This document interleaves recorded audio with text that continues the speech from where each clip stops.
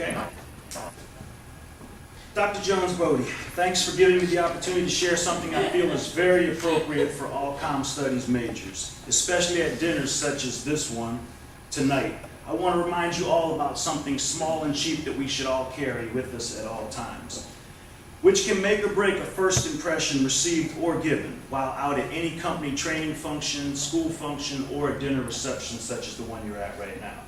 As many of you in the major you have chosen will regularly be in close contact in communication-intensive environments, you need to be breath aware. Many of you probably have had or will have an encounter with someone who was breath unaware or breath challenged. Let me tell you a short story about my calculus tutor. 2 semesters ago, 3 days a week, I met with the calculus tutor who was breath unaware. It was a really miserable experience that didn't have to be, and to be quite honest, I discovered something about myself and others at the same time. I never did have the courage to tell her that her breath was rank until after the semester was over because I so desperately needed her help. At that point, I discovered some real things about life. You will tell your friend in a minute in a conversation he has rotten breath, but you'll never tell a stranger, or most of us will not tell a stranger, that their breath is terrible. What I'd like you to know as comm studies majors is to make a mental note about nonverbal cues. 90% of the time when somebody offers you a stick of gum and it's just you and them, it's not a gesture of courtesy.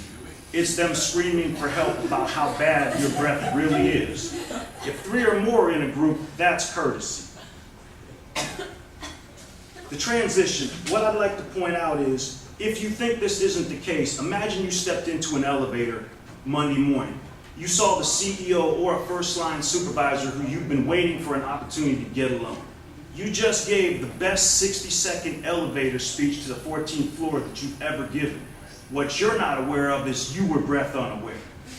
All that supervisor or boss can think about every time he sees you in the hallway is, damn, I don't want to get too close. Now picture that same CEO, you're in a commission-based environment, has a new pitch he wants you to put out at a business meeting coming up. You think you're locked for the situation, but every time he hears your name, he says, I can't send her over there for a $100,000 account. That's just not going to get it.